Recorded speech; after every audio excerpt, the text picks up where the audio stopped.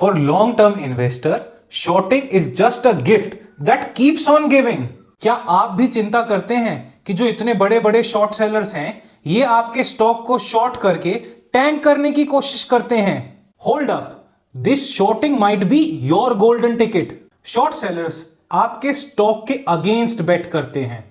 जब स्टॉक नीचे जाता है तब उनको फायदा होता है. ये कितनी बुरी बात लगती है, पर अगर आप लॉन्ग टर्म इन्वेस्टर हैं, आपको चिंता करने की कोई जरूरत नहीं है.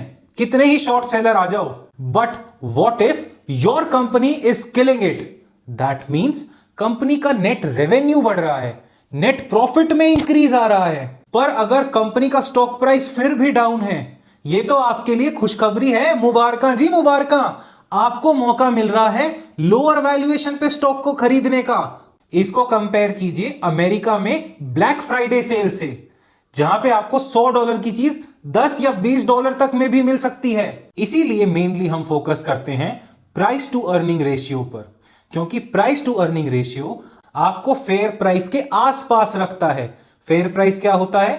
कंपनी के स्टॉक की इंट्रिंसिक वैल्यू. अगर आपको जानना है कि मैं फेयर प्राइस कैसे कैलकुलेट करता हूं, तो डिस्क्रिप्शन में दी हुई वीडियो को देखना ना भूलें. And he tells you that his stock is getting killed by short sellers. Yeah. And there's When anybody says that to me, I get very suspicious. I'd love to have short sellers in Berkshire. How does a short seller hurt you?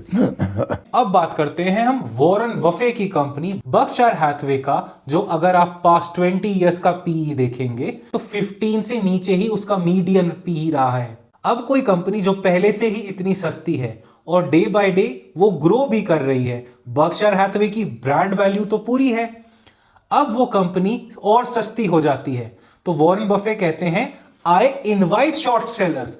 अब जब कभी भी ये short sellers Berkshire Hathaway का stock short करने आते हैं, Warren Buffett के चेहरे पर अलग से स्माइल रहती है, क्योंकि उनको पता है कि मेरे पास इंश्योरेंस कंपनी गाइको से एक अच्छा खासा प्रीमियम का फ्लोट आ रहा है, डिविडेंड इनकम आती है क्वार्टरली या फिर ईयरली इनके मेजर स्टॉक से. तो इनको क्या प्रॉब्लम? इनको तो अपनी ही कंपनी और सस्ते दाम पे लेने का मौका दे रहे हैं इतने बड़े बड़े शॉर्ट सेलर्स. कोई सोच के चला है कि वो अगले 50 साल इन्वेस्ट करेगा, उसको दूसरे ही साल में कंपनी 10 या 20% और सस्ती मिल रही है, तो वो क्यों नहीं खरीदेगा? अब अगर कोई मेरे स्टॉक्स में घुसकर उसको शॉर्ट कर रहा होता है, तो इसमें मुझे नुकसान होता है अगर मैं शॉर्ट टर्म गेन्स को चेज कर रहा हूं. अगर मेरा टारगेट लॉन्ग टर्म का है, तो भाई साहब आप करते रहिए शॉर्ट मेरे स्टॉक को.